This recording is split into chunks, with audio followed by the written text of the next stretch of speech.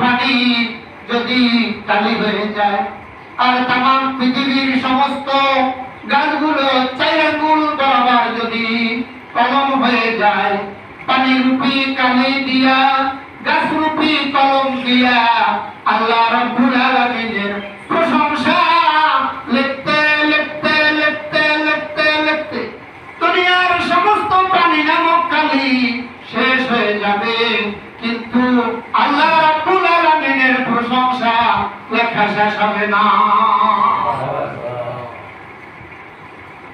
আল্লাহ রাব্বুল আলামিন এই পৃথিবীতে যত মানুষ তৈরি করেছেন, একজন মানুষের চেহারার সঙ্গে আরেকজন মানুষের চেহারার মিল নাই, একজন মানুষের কণ্ঠের সঙ্গে আরেকজন কণ্ঠের মিল নাই, একজন মানুষের তবিয়তের সঙ্গে আরেকজন মানুষের তবিয়ত মিল নাই।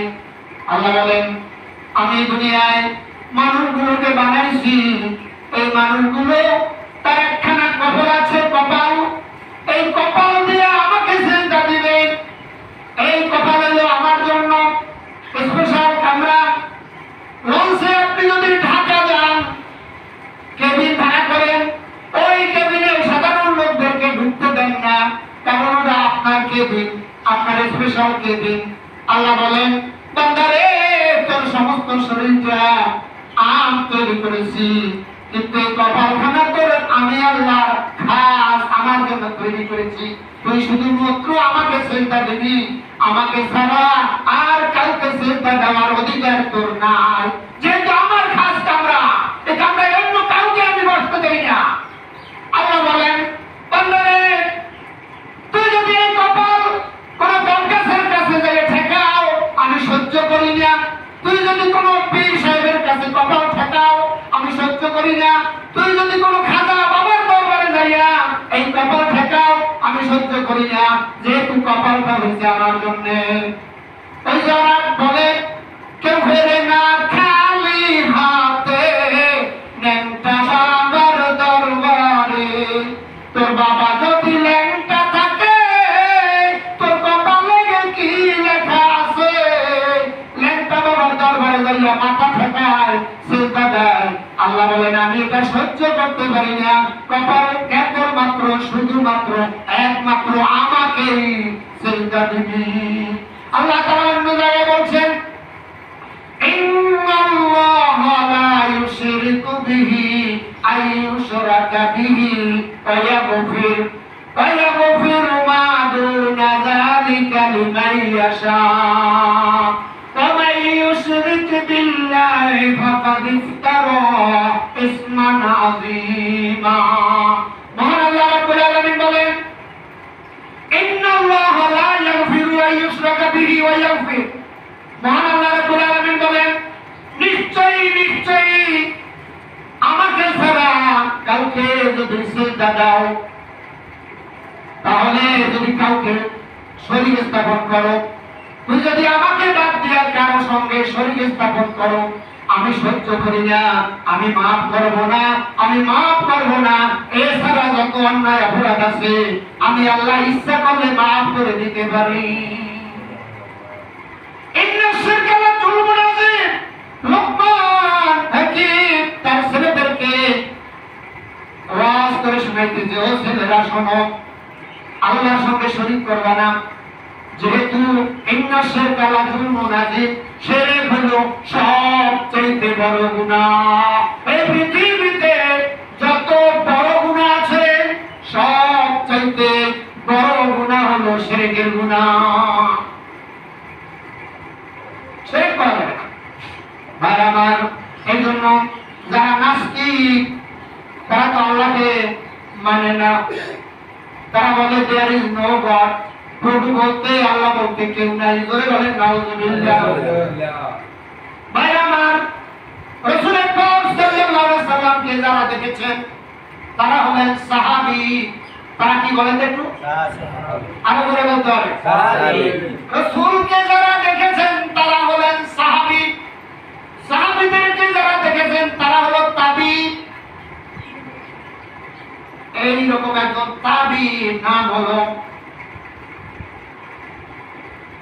আমাদের মাযহাবের আমির মাযহাবের ইমাম ইমাম আমি একই অর্থে ব্যবহার হয়। তার কাছে এক নাস্তিক এসে বলতেছেন, ইমাম আবু হানিফা রাহমাতুল্লাহ আলাইহি, তার কাছে বলতেছেন, হুজুর আমি কোরআনও মানি না, হাদিসও মানি না, যদি যুক্তি দিয়ে আমাকে বুঝাইতে পারে, চারটা প্রশ্ন আপনার কাছে করব, তাহলে আমি ঈমান আনবো। কোরআনও মানে না, হাদিসও মানে না, যুক্তি দিয়ে বুঝাইতে হবে। বলো বাবা তোমার প্রশ্ন কি? এক জায়গায় মুনাজারা হচ্ছে, মুনাজারা বলতে মুনাজারা বাংলা কি? আলোচনা। তো কি যেন কয়, দুই বহস, এটা কইছে বহস, আলহামদুলিল্লাহ বহস। বহস হচ্ছে, ইমাম আবু হানিফার কাছে প্রশ্ন করলেন, হুজুর আমি কোরআনও মানি না, হাদিসও মানি না, বলতে হবে আল্লাহর আগে কি ছিল,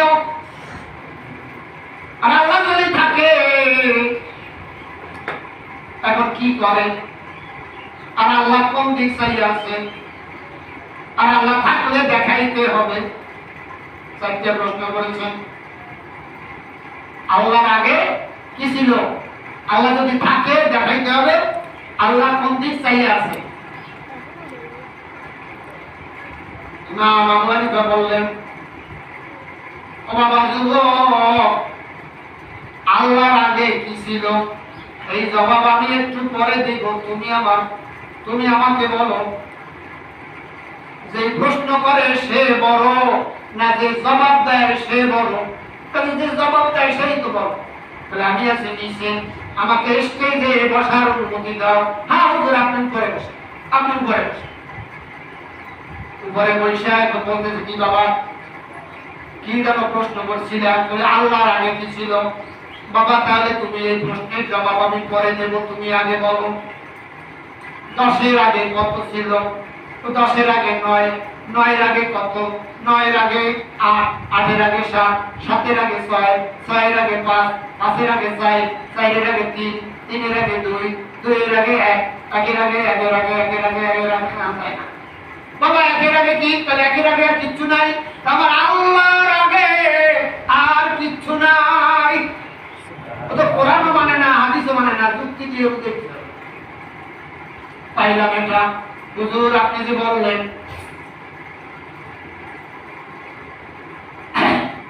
আল্লাহর আগে কি ছিল, বললাম, আপনি শুনলেন। ও যুবক, তুমি বলছো আল্লাহকে দেখাইতে হবে, আমিও ঠিক করে রাখছি 10 কেজি দুধ আইনে রাখছি, গরুর খাঁটি দুধ আইনে। বলতেছে বাবা এই দুধের ভিতরে কি মাখন আছে? তাহলে হ্যাঁ আছে।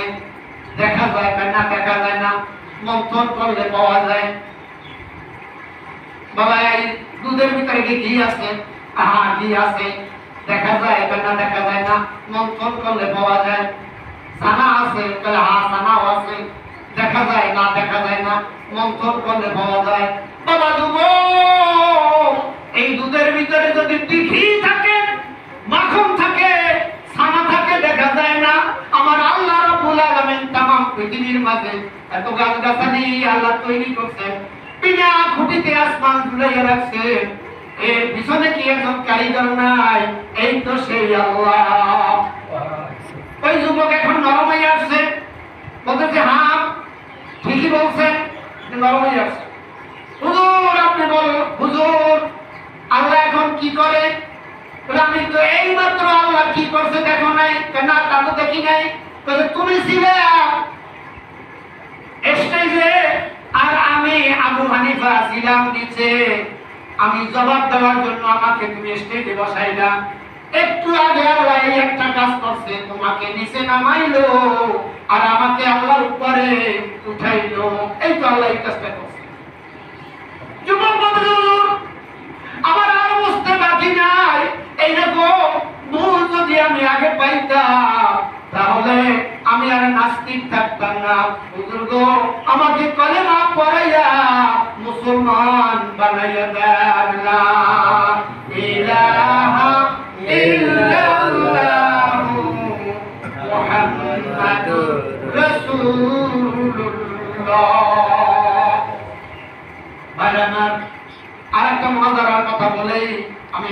আলোচনার দিকে যাব। আমাদের মাযহাবের আমির, মাযহাবের ইমাম হলো চারজন। ইমাম আবু হানিফা, ইমাম হাম্বল রহমাতুল্লাহ আলাইহি, ইমাম শাফি রহমাতুল্লাহ আলাইহি, ইমাম মালিক রহমাতুল্লাহ আলাইহি। ইমাম শাফি রহমাতুল্লাহ আলাইহির সঙ্গে মুনাজারা হবে, বহস হবে। লক্ষ লক্ষ লোক একত্রিত হয়েছে। দুইটা দল, এক দল হলো খ্রিস্টান, আর এক দল হলো মুসলমান। খ্রিস্টান আর মুসলমান। আর বহস হইলে যদি শোনে বহস হইবে, তাহলে মানে আলের গরু ধুইয়া আপনি বহস দেখতে পায়। আমাদের দেশে এখন নাই, আগেকার ছিল। আগে নদ্যামি করতো, অমুক জায়গায় ধান খেতে আপনার মারামারি হবে, দেখতেও যাইতো লক্ষ হাজার হাজার লোক। এখন ওগুলো নাই। ভাই আমার, ইমাম শাফি রহমাতুল্লাহ আলাইহি বলেন, আমার সঙ্গে যদি তোমাদের বহস করতে হয়, তাহলে দজলা নদীর কিনারে বহস হবে এবং সময় হবে জোহরের নামাজের সময়। সময় দেশে জোহরের নামাজের পর, আর জায়গা দেশে দজলা নদীর পরে। হ্যাঁ হুজুর, আমরা রাজি আছি। খ্রিস্টান লোকেরা সবাই একত্রিত হয়েছে, লক্ষ লক্ষ লোক। না, এখানে ভুল বলছি, কোটি কোটি লোক, কোটি কোটি লোক আপনার বহজে একত্রিত হয়েছে দজলা নদীর পার। এবার শাফি আসছেন, শাফি রহমাতুল্লাহ আলাইহি জায়নামাজ নিয়া দজলা নদীর মাঝখানে যাইয়া যোহরের নামাজ তিনি আদায় করলেন।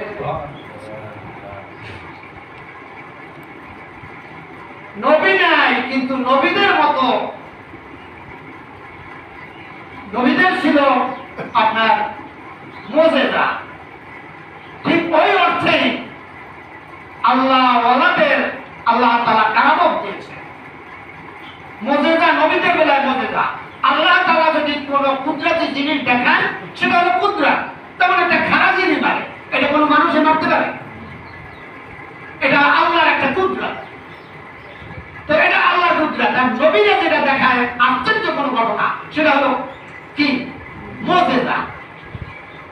আর আল্লাহর ওলিরা যেটা দেখায় সেটা হলো কারামত। এরকম একটা কারামত শাফি রহমাতুল্লাহ আলাইহি দেখাইলেন। তিনি যোহরের নামাজ দজলা নদীর মাঝখানে যাইয়া আপনার তিনি যোহরের নামাজ আদায় করলেন। আদায় করার পর খ্রিস্টান পাদ্রীদেরকে ডেকে বললেন, আসো বহস হবে, বহস হবে, দজলা নদীর মাঝখানে বসে বহস হবে, আসো আসো। ওই খ্রিস্টান পাদ্রীদের নেতা ডেকে ডেকে বলতেছেন, হুজুর আর বহস লাগবে না, বুঝতে পেরেছি আপনি হকের উপরে আছেন, আমরা আপনার কাছে বায়াত গ্রহণ করবো, আপনার কাছে ঈমান আনবো, আমরা কোটি কোটি লোক আমরা ঈমান আনবো। এমনি এমনি আপনি তাবলীগে আসেন নাই, এমনি এমনি আপনি মাদ্রাসায় পড়েন নাই, এমনি এমনি আপনি মুসলমান হন নাই। এর পিছনে আপনার কারামত আলীগঞ্জ ঘুরে যায় দেখেন, ওই আপনার রংপুর। আমি মাহফিল করতে গেলেই ওখানে আমি আপনার জিয়ারতে যাই। কারামত আলীগঞ্জ ঘুরি, তিনিও অনেক মুজিজা দেখাইছেন, জুমার নামাজে এতটুকু বলা সম্ভব না। শাহজালাল ইয়ামানী রাহমাতুল্লাহ আলাইহি তিনি সুরমা নদী জায়নামাজ বিছায়া এবার আসলেন। এটা কোনো বানোয়াটি কথা না ভাই। সেই শাহজালাল ইয়ামানী ইয়ামিন শহর থেকে এসেছেন দ্বীন প্রচারের জন্য। আমরা তো ঘরে বসে থাকি, কিন্তু দ্বীন প্রচারের জন্য আপনার বাড়িঘর ছেড়ে দিয়া বিভিন্ন জায়গায় তিনি দ্বীন প্রচার করতে গিয়েছেন। এভাবে হাজারো প্রমাণ আমি দেখাতে পারবো। বহু আল্লাহর ওলিরা দ্বীন প্রচার করতে এসে এক এক জায়গায় আত্মগোপন হয়ে আছে। যে দেখেন সুগন্ধিয়া দরগা বাড়ি শাহাদাত শাহ, তিনি দ্বীন প্রচার করতে আইসা ওখানে ইন্তেকাল করেছেন। ওই যে খানজান আলী রহমাতুল্লাহ আলাইহি দ্বীন প্রচার করতে আইসা ওখানে আপনার বাঘের পিঠে সওয়ার হইয়া তিনি ওখানে একটা বাঘের হাট আছে, বাঘের পিঠে সওয়ার হইয়া যুদ্ধ করেছেন। তিনি দ্বীন প্রচার করতে এসেছেন। আর আমরা ওয়াজ করতে যাইয়া পকেটে টাকা নেই, আবার দাওয়াত দিয়ে স্টেজে টাকা না দিলে অনেক বক্তা স্টেজে ওঠে না, এরকম নিমখারাম বক্তা বহু আছে ভাইজান।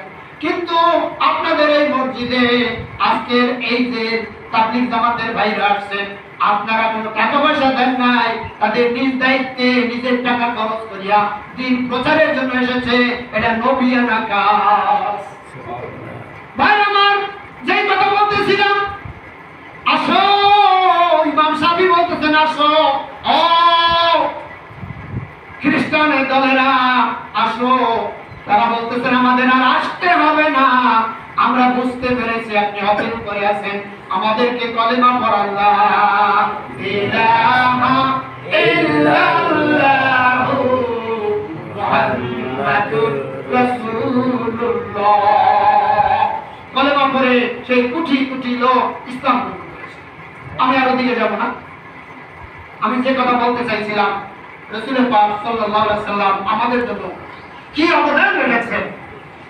ভাইরা আমার, আল্লাহ রাব্বুল আলামিন বলেন, হাবিব ও হাবিব লাউ লাকা মা খালাকতুল আফলাক, আপনাকে না বানাইলে আমি কিছুই বানাইতাম না, মানুষ বানাইতাম না, জিন বানাইতাম না, ফেরেশতা বানাইতাম না, লৌহ বানাইতাম না, কলম বানাইতাম না, আসমান জমিন গ্রহ নক্ষত্র কিছুই বানাইতাম না। আপনাকে বানাইছি বলিয়া तमाम জগৎকে আমি সৃজন করেছি। ভাই আমার, 1,24,000 মতান্তরে অগণিত পয়গম্বর, কোন পয়গম্বরের বেলায় রাসূল শব্দ নাই, আমাদের নবীর বেলায় রাসূল শব্দ আছে।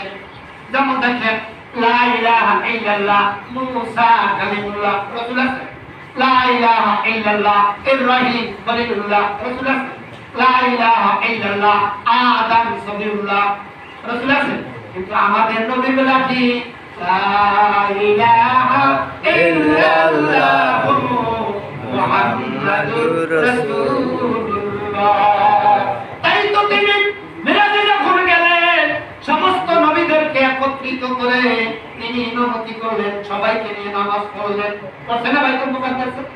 আমি কিতাবে দেখলাম ওই বাইতুল মুকাদ্দাসে কারা মুসল্লি ছিল। আলহামদুলিল্লাহ, শুনে খুব খুশি হয়ে গেল। ওই জায়গা একবারে পাশান হয়ে যাবে।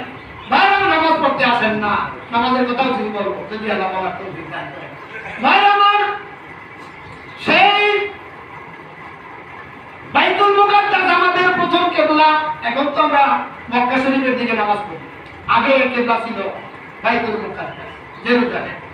বাইতুল মুকাদ্দাস একত্রিত হলেন, এবার আযান হয়ে গেছে, ইকামত হয়ে গেছে, ইমামতি কে করবেন?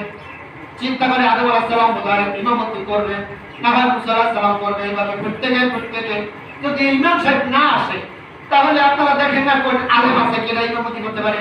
যার কেউ যখন আসে নাই, এই মসজিদে তাবলীগ জামাতের ভাইরা আছে, আমির সাহেবের ইমামতিতে দিয়ে দেন না। তো এরকম জল্পনা কল্পনা করতেছে। ভাই আমার, আল্লাহ রাব্বুল আলামিন জিবরাইলকে বলে দিলেন, জিবরাইল বাইতুল মুকাদ্দাসে ইমামতি কে করবে? কানাঘুষি করতেছে। তুমি যাও, দয়ার নবীর হাত ধরে মুসাল্লায় নিয়ে বলে দাও, আজকে ইমামতি হে নবী আপনি ছাড়া কেউ করতে পারবে না, আপনি নামাজ পড়াইলেন।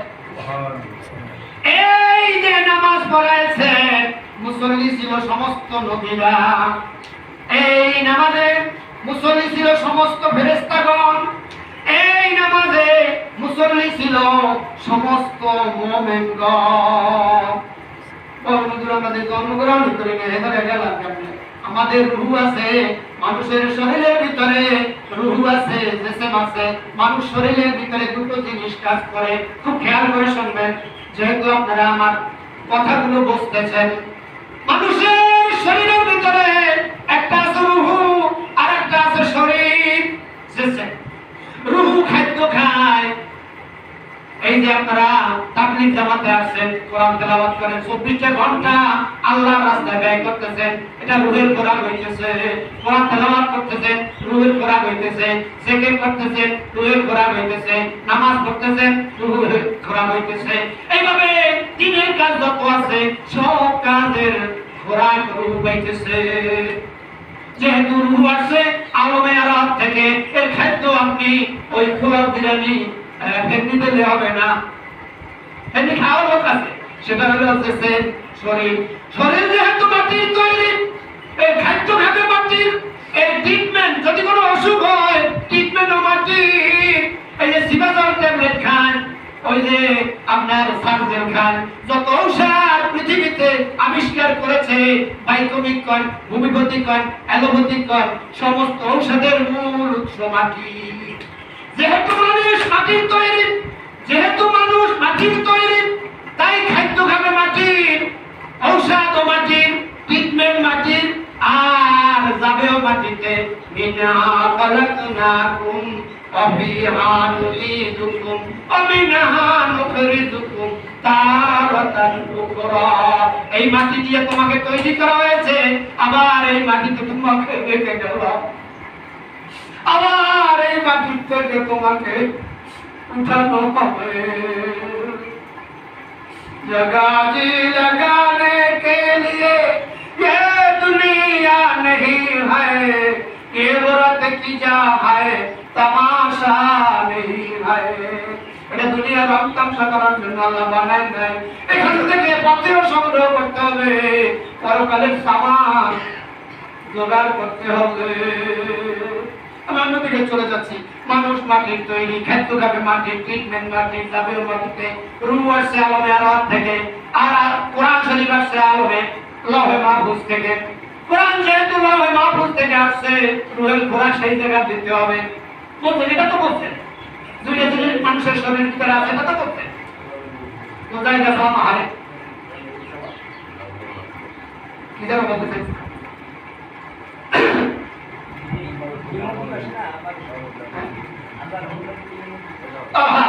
ইমামতি করলেন, আলহামদুলিল্লাহ, ইমামতি করলেন দয়ার নবী। আমি এই কিতাব দেখে তারপর এখানে আসছি। 3 দল মুসল্লি ছিল, একদল নবীদের রূহ, আর নবীরা, আর একটা নবীদের এখানে একটা ইখতিলাফ আছে, সরাসরি নবীরা গেছে না রূহ গেছে, ইখতিলাফ আছে। ফেরেশতারা সরাসরি আসছে, মুমিনেরাও সেখানে উপস্থিত ছিল। মুমিন কারা? মুমিনেরাও ছিল, আমরাও ছিলাম। এটা হাত উঁচু করেন, আমরাও ছিলাম। আল্লাহু তাকবীর, হ্যাঁ আমরা ছিলাম। যেহেতু আমরা মুমিন, বলেন হুজুর আমরা মুমিন কিনা এখানেই তো প্রশ্ন। হ্যাঁ, এটা একটা পরীক্ষা আমি আপনাদেরকে দিচ্ছি, আপনি মুমিন কিনা আপনি দেখেন। ভালো কাজ দেখলে যদি মনটা ভালো লাগে ফান্তা মুমিন, খারাপ কাজ দেখলে যদি মনটা কষ্ট লাগে ফান্তা মুমিন। ভালো করে বুঝছেন? তাবলীগ জামাতে আপনি আসছেন, বাড়ির থেকে বিদায় নিয়ে আসছেন, যাই আমি 3 দিনের জন্য, মনটা ভালো লাগছে, আপনি মুমিন। আপনার ছেলেটা মদ খায়, ফেন্সিডিল খায়, মনটা কষ্ট লাগে, ফান্তা মুমিন। আপনি মুমিন কিনা পাইলেন তো ওই দিন আমরা নামাজে ইমামতিতে আমরা পিছনে ছিলাম। আমি দিকে যাব না, সামনে ভালো মূল আলোচনা করে ভাইরা আমার। আর যদি খারাপ কাজ দেখলে মনটা কষ্ট লাগে, আপনার বাড়িতে একটা যাত্রা দেখতেছে, যাত্রা আপনি কিছু কইতে পারেন না, কইলে ঠেঙ্গা মারে, আপনার মনে কষ্ট লাগতেছে। আল্লাহ নবী গ্যারান্টি দিচ্ছেন ফাআনতা মুমিন। এই জন্য দয়ার নবী অন্য এক হাদিসে বলছেন, মান রাআ মিনকুম মুনকিরান ফালিয়ুগাইয়িরহু বিয়াদিহি ফাইন লাম ইয়াস্তাতি ফাবিলিসানিহি ফাইন লাম ইয়াস্তাতি ফাবিকলবিহি ওয়া যালিকা দাউল ঈমান। যদি তোমার সামনে কোনো অন্যায় অশ্লীল বেহায়াপনা কাজ দেখো, তাহলে তোমার যদি শক্তি থাকে, তুমি যদি এলাকায় আপনার প্রতিভা থাকে, আপনার শক্তি থাকে, হাত দিয়ে প্রতিহত করো। আর না দিতে পারবে না, এখানে মুমিন আছে, মানে এখানে গান হইবে না, গান দিতে পারবে না, হাত দিয়ে প্রতিহত করো। হাত দিয়ে যদি দিতে না পারো, ওয়াজ করিয়া শোনাও। একজন আরেকজনের কও, ওই যে বলছো যাত্রা দেবে বলে খাইবারের সামনে কি করা যায়, আপনি প্রতিরোধ করে চলার জন্য পরামর্শ করেন, আলোচনা করেন। 2 3 নম্বরে যদি আপনার ফিরাইতে না পারেন, তাহলে মনে মনে কষ্ট না, প্রতিরোধ করার জন্য যা লাগবে, পরামর্শ লাগবে, যা লাগবে তাই আপনার করবেন। যদি এটা করেন তাহলে আপনি মুমিন। আর যদি ঘরে চুপ করে বসে থাকেন, টাকা পয়সা আছে খরচ করে খাই, হাওয়ায় ঝামেলায় যাওয়া দরকার কি?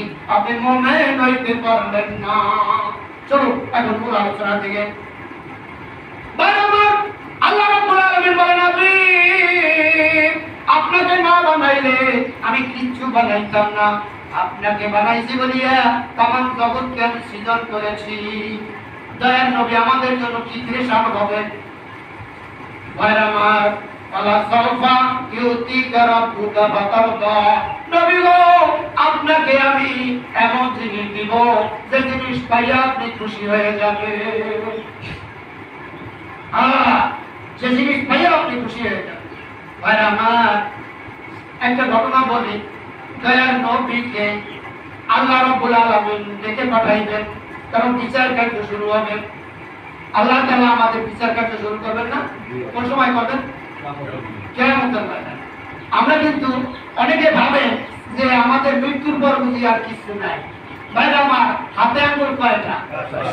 আমাদের মৃত্যু হবে 5বার। এই কথা হয়তো কোনোদিন শোনেন নাই, আজকে শুনেন নাই। মানুষের মৃত্যু হবে 5বার। একবার মৃত্যু হবে, তাই এত পেরেশান। আমরা ছিলাম আলো আর রূহের জগতে। ওখানে আল্লাহ তাআলা বলেছিলেন, আলাস্তু বিরাব্বিকুম, আমি কি তোমাদের রব নই? কোরআন শরীফে আছে। আমরা সবাই বলেছি ক্বালু বালা। যারা মুমিন সবাই বলছেন ক্বালু বালা, আপনি আমাদের রব। ওই রূহের জগৎ থেকে আমরা আসছি মাতৃগর্ভে, মায়ের উদরে। ওখানে আমরা 10 মাস 10 দিন ছিলাম। ওটা একটা জগৎ। তৃতীয় স্টেশন আলমের দুনিয়া। দুনিয়ার জগৎ 60 বছর, 70 বছর, কিংবা 3 বছর, 7 বছর, 100, 3.5 বছর বাঁচছে। আর সালমান ফার্সি 350 বছর আছে। দয়ার নবী সাহেব, আমার আলমের রুহের জগৎ 5টা স্টেশন। রুহের জগৎ, মাতৃগর্ভ, আর আলমের দুনিয়া, এই দুনিয়ার জগৎ। এখান থেকে আমাদের মৃত্যু হবে। মৃত্যু মানে ট্রান্সফার, স্থান পরিবর্তন করা, আর কিছু না। মানুষের মৃত্যু হয় না। যদি মৃত্যুই হয় তাহলে দয়ার নবী এখনো দরুদ শোনে কেমনে? আসমাউ সালাতা আহলি মুহাব্বতি ওয়া আরিফুহুম ওয়া তুরাদু আলাইয়া সালাতু গায়রিহি। কেউ যদি মুহাব্বতের সহিত দরুদ শরীফ পড়ে, দয়ার নবী বলে আমি নিজের কানে শুনি। ওয়া আরিফুহুম, এবং আমি তাকে চিনি। কে দরুদ পড়ছে, নাম কি, বাড়ি কোথায়, সব দয়ার নবী পিথরের মাধ্যমে নয়, আল্লাহ তাআলা একটা কায়দা করছে। এখন মোবাইলের যুগ না ভাই। আপনি ওয়াজ করে যাবেন, একটু পরে এই ওয়াজ আবার ফেলাই। এটা যদি দুনিয়ার মানুষও পারে, তাহলে আপনি যা বলতেছেন তা করতেছেন, এটা আল্লাহ দেখতেছে না? মা ইয়ালফিযু মিন কাওলিন ইল্লা লাদাইহি রাকীবুন আতীদ। বান্দা এমন কোন কাজ করে না, এমন কথা বলে না যেই কথা রেকর্ড হইয়া না যায়। আপনি বলছেন এই লবণ কই, লবণ লই যাও, উড়ুন সব ভিডিও করে আল্লাহ তাআলা দেখাই। তো যাই খালি এদিকে আপনাদের মানে ক্লাসে দুনিয়া দিয়ে কথাগুলো আসতেছে। ভাই আমার, 5টা জগৎ, আলমের দুনিয়া। দুনিয়া থেকে আবার আমাদের মৃত্যু হবে। মৃত্যু হওয়ার পর আমরা চলে যাব আলমের বারজাকে। ইল্লিন, বেহেশতি রূহ যাবে ইল্লিনে, আর দুজুকিদের রূহ যাবে সিজ্জিনে। একটা জায়গা আছে, তো ওই জায়গাটার নাম হলো আলমের বারজাক। বিচার এখনো হয় নাই। বিচার কিন্তু এখনো হয় নাই। আপনার দাদাই মরে গেছে, কবরের পাশে বসে আপনি দেখতেছে আপনারে। আপনি যদি জিয়ারত করেন, আপনাকে চেনে। আপনি যদি সূরা ফাতিহা, সূরা ইখলাস, দরুদ শরীফ পড়ে দোয়া করেন, সে অনেক খুশি হয়ে যায়।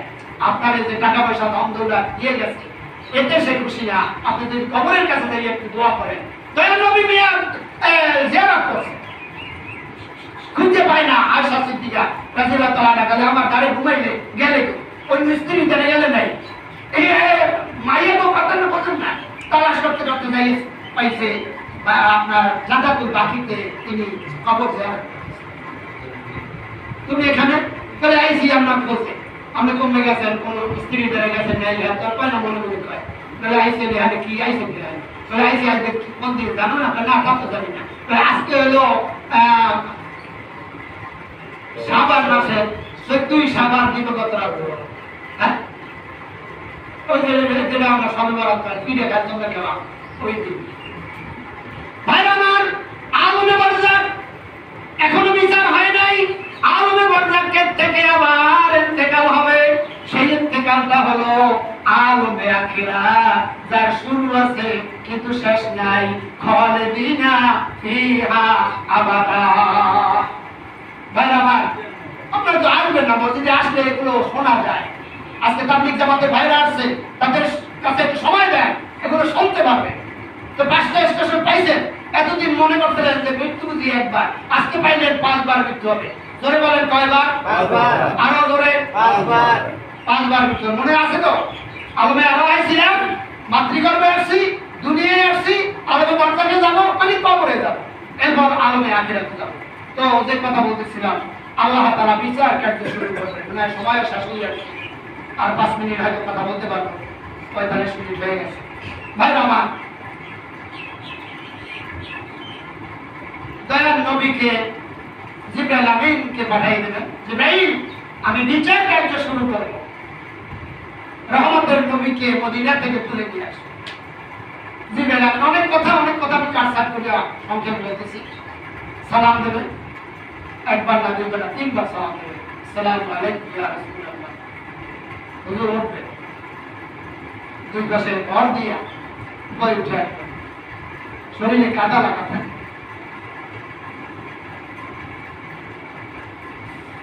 জিবরাইল আমিন বলবেন, হুজুর আপনার কাদা আসবে কোথা থেকে? এখানে কোনো বৃষ্টি হয় না। হুজুর বললেন, আমার ইন্তেকালের পর আমার গুনাহগার উম্মতের জন্য কাঁদতে কাঁদতে চোখের পানি পড়িয়া এই পানি পড়ে কাদা হয়েছে, সেই কাদা না তাহলে কাউসার থেকে ধুইয়া দেন। না, আমি ধোবো না, আমি আল্লাহর দরবারে এটা নিয়ে যাব। এখনো কাঁদেন নবী, এখনো কাঁদেন। ভাই আমি বলবো না, আমি দেখছি এখনো কাঁদেন, এখনো কাঁদেন, পানিতে ভেসে গেছে। উঠবেন, উঠেই বলবে, আইনা উম্মতি ওয়ায়াবকি ওয়ায়াকুল। তিনি বলবেন, আমার উম্মত কোথায়? ওয়ায়াকুল, এবং বলবেন, ওয়ায়াবকি, এবং কাঁদতে থাকবেন, কাঁদতে থাকবেন। বলবেন, আমার উম্মত কোথায়? জিবরাইল আমিন বললেন, হুজুর আপনার আগে আর কাউকে উঠাই নাই, আপনি প্রথম আপনাকে উঠেছেন। আপনি চলেন, আল্লাহ তাআলা আপনাকে যেতে বলছে, বিচার কার্য শুরু হবে। আল্লাহ তাআলা নবী কাসরা নামে উঠে চলে যাবে। বলবেন, একটা হেলিকপ্টার প্লেন থাকতে কাসরা নামে উঠে যাবে কেন? একটু সামান্য ব্যাখ্যা দেই। কাসরা নামে উঠ হইল যাইয়া দয়া নবী মক্কা থেকে মদিনায় যে গেছে, ওই উঠে চলে গেছে। ওই উঠ যখন মদিনায় চলে গেছে, মদিনায় দয়া নবীকে কিছু করতে পারে না, কিন্তু উঠটাকে খঞ্জর মারিয়া জনের মতো যখন বিদায় করতে গেছে, তখন উঠ আল্লাহর দরবারে বলতেছে, মালিক, দয়াল নবীকে বহন করার অপরাধে তাদেরকে আমাকে মাফ করুন, আপনি কি দেখেন না? আল্লাহ বলেন, কান্দিস না, মরা তো লাগবে। সেই মরাদের নবীর জন্য মরলি পাবি কিশোর। হাসরের ময়দান যেদিন শুরু হয়ে যাবে, দয়াল নবী যখন মক্কা থেকে মদিনা থেকে মাকামে মাহমুদে যাবে, তখন তোর উপরে সওয়ার হইয়া বিচার সেই কাফা নামক উটে চড়ে দয়াল নবী মদিনা থেকে মাকামে মাহমুদে যাইয়া কিছু বলবে না, শুধু সিজদায় পড়ে যাবে। উম্মতি উম্মতি বলে কাঁদবে। হুজুর বলেন, আমি কত কাল, কত বছর, কত যুগ, কত শতাব্দী আমি কাঁদবো আমার তা জানা নাই। তবে আল্লাহ তাআলা এক পর্যায়ে আমাকে বলবে, ইয়া মুহাম্মাদু ইরফা রাসাকা সাউতু তাওয়াশফা তুশফা। বন্ধু মুহাম্মদ, মাথা উঠান, আর কাঁদতে হবে না। আজকে আমার কাছে যা চাইবে তাই দিয়ে দিব। যার জন্য সুপারিশ করবে, আমি সব সুপারিশ মঞ্জুর করে দিব। আলহামদুলিল্লাহ রাব্বিল আলামিন।